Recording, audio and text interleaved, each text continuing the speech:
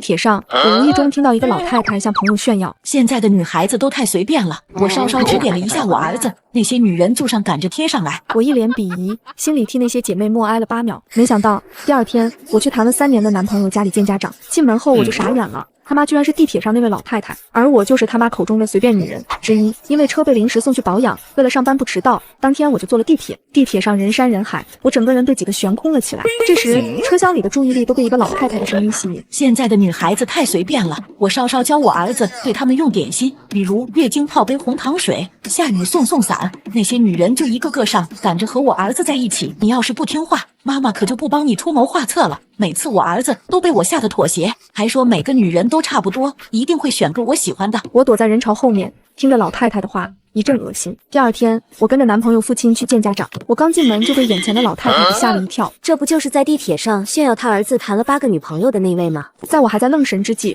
父亲他妈就拿出双棉拖鞋，要亲手给我穿上。你就是思妍吧，长得可真漂亮。见状，我赶紧后退了2步，故作淡定的招呼：阿姨你好。父亲妈顿时喜笑颜开，像是对我满意极了。刚在沙发上坐下，他妈又是给我拿水果，又是给我端奶茶的。我听说你们年轻人就喜欢喝这个，我嫌外面的不干净，就在网上搜了教程，给你做了个，你快点尝尝，看味道怎么样。我看着面前这个慈祥和善的老太太，怎样都无法将地铁上那个尖酸刻薄的老人结合起来。我甚至怀疑自己是不是看错了，或者是老人只是想在老姐妹面前争口气，胡乱编的。午饭结束后，父亲妈拿出个旧的发黑的存折放到我的手里。小妍，这里面有10万块，阿姨知道你家里房子多，不在乎我这3瓜俩枣，但这个存折里面的钱是我这些年所有的积蓄，你拿去和父亲买套房结婚吧。我看着手里的存折，一时间有些不知所措。首先这钱太少，根本就买不了房，但这存折若真如老太太所言是棺材本，那这钱的重量就绝非它本来的价值。若是没有地铁那一幕，可能我当即就把钱给推拒了。可地铁上那个跋扈老太太的形象，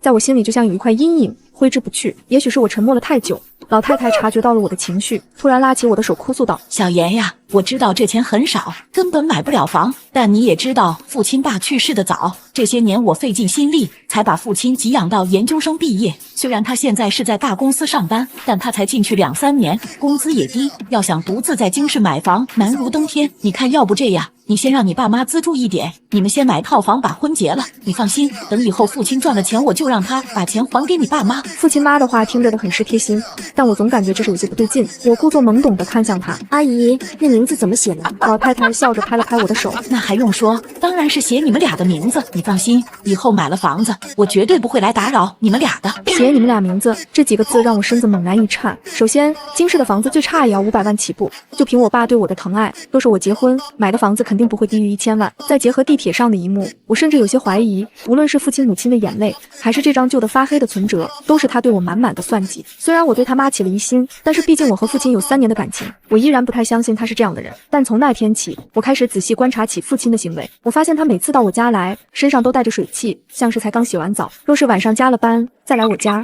一般都不会有那方面的需求，像是很疲惫。而且他经常会半夜起来上厕所，在卫生间里看手机，一看就是1个小时。我之前并未深究过父亲的行为，我认为男女之间得相互尊重，有自己的独立空间。但如果父亲是利用这些时间去谈其他女朋友呢？我不禁产生了怀疑。终于在某天晚上，趁着父亲洗澡，我没忍住翻了他的手机，微信很干净，我的微信名置顶在第1个，其他的微信好友不是同事就是朋友，有些我认识，甚至还见过面，这让我安心了些。唯一的疑点就是父亲和他妈的微信对话里面居然什么都没有。可那天看父亲和他妈的感情明明很好的样子，所以父亲和他妈到底聊了什么才需要清空聊天记录？我正准备放下手机，突然想起一个博主分享自己通过查手机定位发现老公偷吃的事情。我凭着记忆打开了父亲的手机设置，在看到父亲每天的行动轨迹后更疑惑了。首先，只有在父亲来我家的时候会有家里、我家和公司的行为记录，其他时间全部是空白。难道父亲来找我的时候都没有带手机吗？正在这时，父亲从卫生间里走了出来，他看着我拿在手里的手机，脸上的表情丝毫未变。他走过来抱住我，脸上充满了戏谑。查到了什么吗？我故作傲娇的抬起头，谁知道你们这些男人在外面有没有乱来？我这是为了以防万一。父亲抿着唇笑出了声，他伸手刮了一下我的鼻梁。乖，我这么喜欢你，怎么可能会背叛？而且我的手机从来不设密码，你想什么时候查就什么时候查。父亲手机向来不对我保密，这件事倒是真的。有时候我用他手机打电话、寄快递，他向来都坦坦荡荡，以至于我从未生出扎父亲手机的想法。可父亲手机里面的那些不符合常理的事又怎么解释呢？或许是出于女人的第六感。第二天提前下了班，来到父亲楼下蹲守。刚到6点，我就看到了父亲急匆匆地从公司里面走了出来。看到他身影的那一刻，我顿住了，因为父亲才给我发了微信说今晚要加班。由于父亲是大厂程序员的缘故，我对他加班这件事从未产生过怀疑。我哆嗦着手指给父亲打去了个电话，秒挂。可更令我诧异的是，眼前的父亲甚至连掏手机的动作都没有。正在这时，父亲给我发来一条消息：宝宝，我正在开会，晚点给你回过来。我看着父亲的消息，捏着手机的指腹都在颤抖，因为此时我眼前的父亲正挥舞着手在打出租车。我惊恐地咽了咽口水，有一个可怕的想法从我脑中浮现。我翻出我和父亲以前的聊天记录，试图从中寻找出线索，需求验证。首先，在父亲来见我的日子，父亲就会很冷淡，常常用好的这种简短的句子回复。但若不是我和父亲见面的日子，父亲则会热情很多，他会给我讲笑话，给我发好听的歌，非常体贴的关心我。虽然有时候我会觉得父亲的语气总是老气横秋的，但我都只以为这是理工直男的特点。此时的我脑神经紧绷，像是有什么东西即将破壳而出。我赶紧驱车跟上了父亲的出租车，等到了个豪华小区门口，父亲的出租车才停了下来。刚下车，一个妙龄女子从小区门口冲了出来，像树袋熊似的挂在了父亲的身上，还抱着父亲的脸颊猛亲了2口。父亲还亲切地揉了揉女人的头，两人的状态像极了陷入热恋中的小情侣。我看着眼前的一幕，眼睛瞪得通红。正当我不知所措时，更诡异的事发生了。我的手机接到了一条父亲发过来的微信：宝宝，晚上要记得吃晚饭哦，你已经够漂亮了，不要再减肥了。如果我没猜错，这些年和我在微信上聊天的人都是父亲他妈。想到父亲和我说的那些打情骂俏的话，全是父亲他妈代说的，我就忍不住吐了。这比父亲偷吃还让我恶心。半夜，父亲带来的他母亲做的饭菜来找我，饭桌上给我加了一块虾。我妈知道你喜欢吃虾，专门给你做的。闻言，我握着筷子的手指一紧。你妈怎么知道我喜欢吃虾的？父亲先是浑身一僵，随即又摆出一副得意的样子。那还用说，肯定是我告诉她的。我妈对你这个儿媳妇喜欢得很。这时我故作打趣的说道：那你还不赶紧将我娶回家？房子的事情我爸那边没有什么问题，但是你也知道我的条件，我周围的朋友结婚彩礼可都是100万。我爸说了，你们家给不了100万，至少也得给50万。谁知父亲淡定一笑：那有什么？你把你手里的这套房子抵押出去，贷50万出来，给你爸妈走个过场就是了。放心利息，钱我掏就是。看着他那理所当然的样子，我胃里一阵翻滚，强忍着想要吐出来的冲动。看我迟迟没有回答，他狐疑地看了我一眼。怎么，你就这么不相信我？我妈可是把棺材本都掏出来了。我知道我们俩的家庭有差距，但是你放心，以后我会努力赚钱的，绝不会让你被你朋友看不起的。见状，我点了点头，故作感动埋进父亲的怀里。没想到父亲还真是把我当傻子骗。第二天，我就去找了父亲见面的那个女孩子杜杰。杜杰听完我的讲述，满脸的不可置信，哆嗦着身子。可我都已经要跟他结婚了。我紧闭双眸，叹了口气。我也是。闻言，杜杰再也绷不住，嚎啕大哭起来。过了许久，杜杰才哽咽地抬起头。我们俩对对手机聊天记录吧。将所有与父亲的相处经过核对了一遍后，我们俩都惊恐地愣在了原地。我们怎么都没想到，从一开始，父亲和他妈就是有预谋的。首先，我们俩都是因为被快递小哥撞，父亲英雄救美，才加上了微信聊了起来。再者，从日常相处，所有的聊天对话都是一模一样，就连我们上门见家长的日子都是一天。我在上午，杜杰在下午。此时的杜杰彻底爆发了，我一定要去杀了父亲那个狗杂碎。不仅是杜杰，就连我也被面前的东西惊得三观碎尽。我强忍着颤抖的身体拉住了杜杰。为了这种人，脏了我们的手不值得。我们先搜集证据，法律会让父亲母子付出应有的代价。当初父亲被快递小哥撞得有些严重，害怕他不负责，我还特意留了快递小哥的电话，这倒是方便我们找到证人。当即我就去把电话打了过去。喂，你好，我这里有个快递要寄，你可以来收一下吗？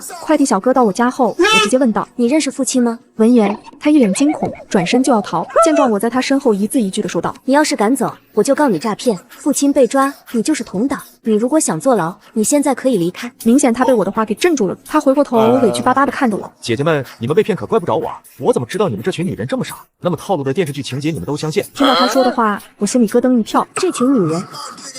听到快递小哥说的话，我心里咯噔一跳。所以父亲真的有8个女朋友？随即冷着脸质问他：你前前后后一共帮他了多少次？快递小哥思考片刻，小声嘀咕道：前前后后10几个次，而且每次都给我1000块钱的出场费。闻言，我和杜杰相互对视了一眼。你有那些女孩子的电话吗？快递小哥惊恐地摇了摇头。这种事情我怎么会留电话？那你知道他最后有几个成功了吗？他摇了摇头。这我怎么会知道？但是之前我听那哥们提了几句，只要他厌烦了就会分手，但应该效果还挺好，不然这哥们也不会隔2、3个月就搞这么一出。现在他这得不到更有用的信息，我掏出一份文件递到了他的面前。刚才你给我们说的我已经录了音，你在这上面签上你的名字，到时候我要你出庭作证。但是如果你敢提前告诉父亲，我会以诈骗同伙的罪名起诉你。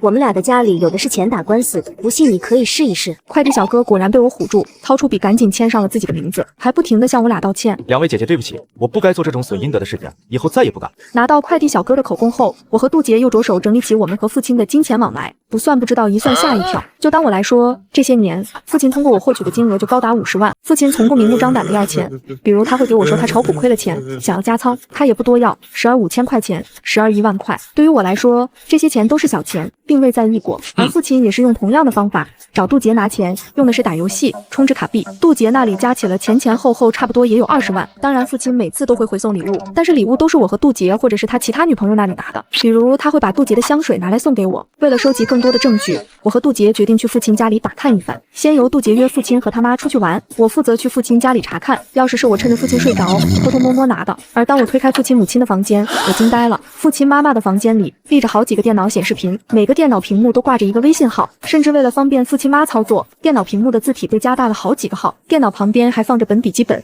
里面记录了所有女孩子的喜好、家庭背景、性格特点，以及我们和父亲发生约会的时间、次数，甚至一些不堪入目的照片也被记录在了里面。我数了数，笔记本里至少有20-30个女孩子的情况。我强忍着心里的愤怒，拍下了现场所有的照片。晚上去到杜杰家里，他一脸着急地看着我。小妍姐，怎么样？我将手机递给他，杜杰看完照片，沉默了许久，最后哽咽地看向我。报警吗？我摇了摇头。现在证据搜集的还不够齐全，这点金额便宜父亲和他妈了，我们再给父亲他们增加点筹码。第二天，我就和杜杰分头行动，由他去联系被父亲母子骗过的姐妹，而我则以我爸要送我和父亲房子的名头，将他们母子约了出来。进到新房的瞬间，父亲妈眼睛都绿了。小妍，这套房子你爸真的答应送给你了？我故作娇俏的点了点头。我们家就我一个女儿，家产早晚都是我的，不过是一套房子，有什么关系？说着，我就挽上了父亲母亲的手臂。更何况阿姨和父亲对我这么好，我能找到你们这样好的人家，简直就是我的福气。这一番话将他母亲逗得眉开眼笑，父亲也很兴奋，在房间里不停地四处转悠。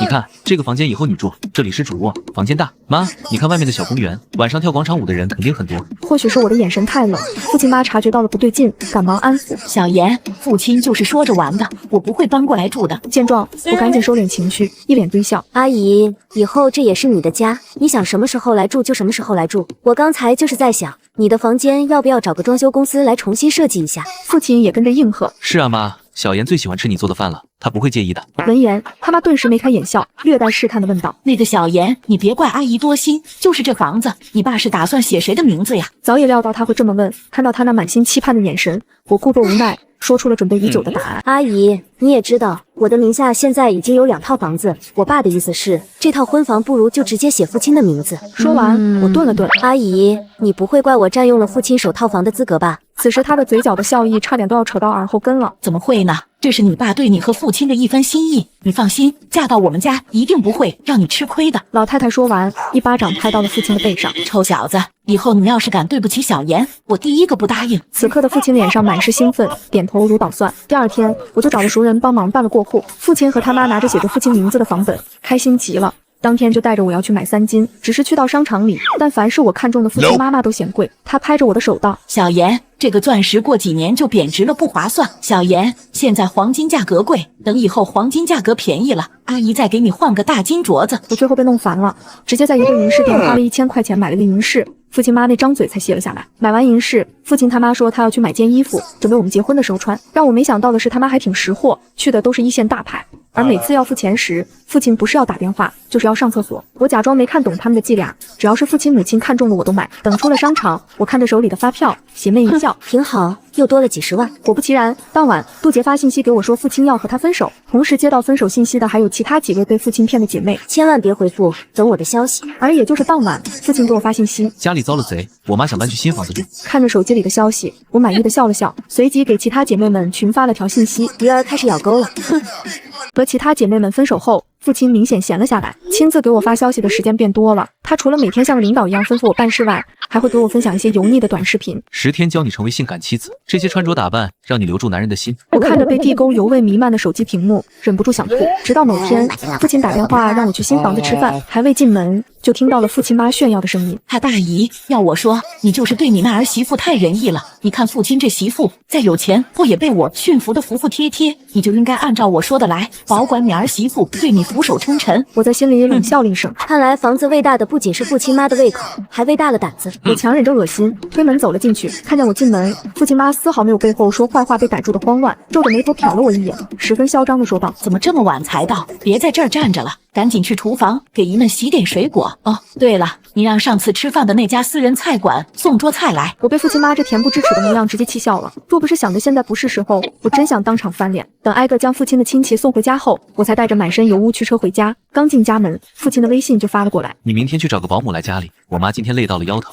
我没忍住，直接怼了回去：“今天不都是我做的家务，你妈累什么了？”小妍，我妈将我带大不容易，你就不能稍稍理解她一下？若是你再这样无理取闹，那我们这婚也不用结了。我心里咯噔一跳，父亲这是房子到手就想把我踢了。果然不出我所料，没过多久，杜杰就给我发来了微信：“小妍姐，父亲给我发微信说他想和我和好，还说他后悔了，不该听他妈的话。”我赶紧将今天的发生的事一五一十告诉了他。杜杰当即气得当时就要去找父亲算账。第二天，我以我妈给我陪嫁一辆卡迪拉克为由，约了父亲母子出来见面。咖啡馆里，父亲母亲皇太后似的高高在上。亲家公，要我说，你们家小妍培养的可真是不好，既不会做家务，又不会尊敬老人，也就我们家不嫌弃，换了别家早打回去800回了。扮演我父母的临时演员，赶紧惭愧地低下了头。亲家母说的没错，等小妍嫁过去后，你该打就打，该骂就骂，我们绝不插话。毕竟你们家能培养出父亲这样优秀的儿子，肯定是家庭教育非常好的。父亲他妈被逗得瞬间眉开眼笑。既然亲家公这样有诚意，既然如此，我们家就退一步，除了原本的汽车以外，你们再加100万陪嫁吧。毕竟我儿子可是给了50万彩礼，你们女方再添点也是应该的。还有男方的酒席钱，你们也顺便一起掏了吧，反正也没多少钱。看着他那贪得无厌的嘴脸，我强忍着笑意。看来我的房子不仅喂大了父亲母子的胆子，还喂傻了他俩的脑子。时间一划而过，来到婚礼当天，父亲身穿一套价值几十万的西服，父亲母亲身穿一身雍容华贵的旗袍，远远看去两人就像是富贵人家的母子。而我身上的婚纱是从二手门店租的，脸上的妆是我自己随意画的，这样一衬托，仿若我才是飞上枝头的野鸡。我冷笑着看着父亲母子与用各种豪车接来的男方亲戚寒暄炫耀，直到仪式正式开始，我准备的好戏才逐渐拉开帷幕。在仪式进行到高潮部分，父亲即将给我戴上戒指时，我当着所有人扇了父亲一巴掌。被打猛的不仅有父亲，还有现场所有的宾客。父亲顶着脸上的无爪印，不可置信地看向我：“思妍，你在干什么？”呵呵，当然是报仇了。我冷笑着朝着身后挥了挥手，大屏幕上播放起了我准备好的视频，里面有父亲母子诋毁嘲讽亲戚的画面，还有父亲母子用恶毒言语咒骂公司领导、公司同事的画面。瞬间，整个大堂炸开了，亲戚们纷纷站起身怒骂父亲母子狼心狗肺，而父亲的那些同事和领导们一脸愤怒离开了会场。父亲妈一会拉拉这个，一会劝劝那个，可再也没有人愿意听他的解释。父亲妈见没有人搭理他，又跳起脚来骂我：“思妍，你这个不要脸的贱人，你在干什么？还不赶紧把这些东西给我关了！”父亲此时也反应过来，挣扎着就要过来抢我遥控板，我反手又扇了他一巴掌。父亲，慌什么？好戏才刚刚开始呢。我冷笑了一声，朝着身后挥了挥手：“姐妹们，是该我们报仇的时候了。”话音刚落，那些被父亲母子骗过的女孩纷纷冲了上来。父亲看见他们的瞬间，不由自主地缩了缩，本能的后退就想逃，谁知一个没站稳，坠到了舞台边缘，摔了个狗啃泥。而被父亲骗过的女孩子蜂拥而上，这些女孩拿着早就准备好的防狼喷雾和棍子，朝着父亲就是一顿招呼。没一会的功夫，父亲的脸上、脖子上就布满了青紫。看见自己的儿子被打，父亲妈龇牙咧嘴，冲上舞台就要打我。我抓住他的手腕，反手也给了他一巴掌。老不死的，你骂一句，我打你一巴掌，我就要看看是你的嘴贱还是我的手狠。父亲妈见打不过，躺在地上开始耍起混来。哎呦，打死人了，要人命了！这个世界还有没有天理了？新儿媳妇打妈了，丧尽天良了！这些不要脸的女人，自己不要脸要躺到我儿子的床上，现在却来打我和我儿子。可无论父亲妈怎么哭诉，现场都没有一个亲戚来帮忙。酒店经理害怕出事，让酒店的服务员和保安拉住我们，才结束了这场闹剧。结果父亲丢了工作，母子二人现在犹如过街老鼠，人人喊打。过了2天，我接到了父亲的电话：“我命令你立刻公开向我和我妈道歉，并且再给我100万，不然你就等着全网围观你私密照片吧。”呵呵，就等着你把照片扔出来呢。打开大门的瞬间，父亲自以为拿捏住了我，大言不惭道：“小妍，只要你现在乖乖公开道歉，说那些都是你瞎编乱造的，我一定既往不咎，还可以像之前一样对你。”父亲妈也摆出一副大度的样子。100万补偿可以少一半，毕竟没有外人。我看着毫不知羞耻的两人，冷笑了一声，招呼我身后的搬家工人开始搬东西。父亲妈顿时不淡定了，靠过来拦住我。思妍，你干什么？这是我家的东西。哪来的你家的东西？这些东西全部是我买的。这是我儿子的房子，房产本上落的是我儿子的名字。我微笑着看着他，马上就不是。随即当着他的面拨通了报警电话。喂，110吗？我要报警，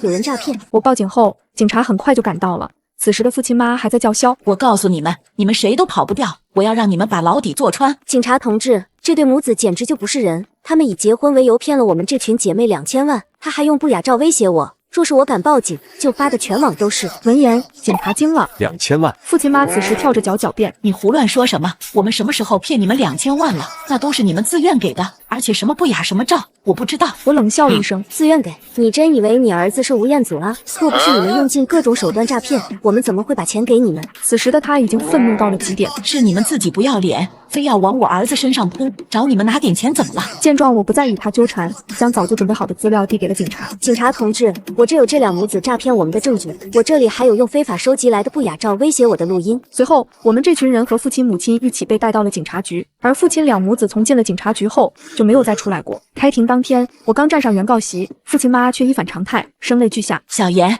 我知道你是恨父亲背叛了你，怪我没有教好儿子，这是我的错，但你也不能就告我们诈骗呀。”紧接着双腿一弯就瘫了下去。小妍，求求你原谅我们，我替父亲给你磕头道歉好不好？既然我们俩成不了一家人，我们好聚好散。你赠送给我们的房子，我们退给你，还有你主动买给我的那些包衣服，我也全部兑成钱还给你。我看着父亲妈哭哭啼啼的模样，不为所动，随即朝着身旁的律师使了个眼色。我的律师心领神会，将资料递了上去。法官，您看一下材料，傅先生就是用这种方式骗取了我10几位当事人的信任，获取了钱财。谁知律师的话音刚落，父亲妈捂着胸口，哆嗦着嘴道：“法官大人，我真的没想骗他们，我儿子的确是花心，但这也够不上犯罪呀。”父亲妈这死不悔改的样子，连身旁的律师都不直视了。而这时大厅里响起了父亲的声音：“我命令你立刻公开向我和我妈道歉，并且再给我100万，不然你就等着全网围观你父的样子。”电话录音算是彻底坐实了父亲母子拿着不雅照威胁我们的举动，也为之前提供的资料增加了筹码。父亲妈有些慌了，狠狠瞪了父亲一眼。律师则趁胜追击，冷着脸怒斥道：“那傅先生不妨说说，这里面的金额又是怎么回事？据我所知，这10年来你一共谈了10任女朋友，您从每一任女朋友那里获取的金额就高达数十万。这份数据可是我辛辛苦苦联系每一位被骗女子整理的口供和聊天记录。”闻言，父亲顿时惊愣在了原地，他哆嗦着手指向律师：“我没有，你乱说，我和他们都是正常交往，谈恋爱相互之间赠送点什么东西，怎么了？”眼看父亲不进棺材不落泪，律师直接补充道：“情侣相互赠送东西没关系，可如果通过恋爱关系揽财就违法。”父亲的脸色瞬间变得铁青，想要冲过来打我，被工作人员制住了。看着他抓狂的样子，我心里一阵暗爽。最终，父亲被判了20年，父亲他妈被判了10年，大仇得报的我们相拥而泣。当恶因种下，终将会结出恶果。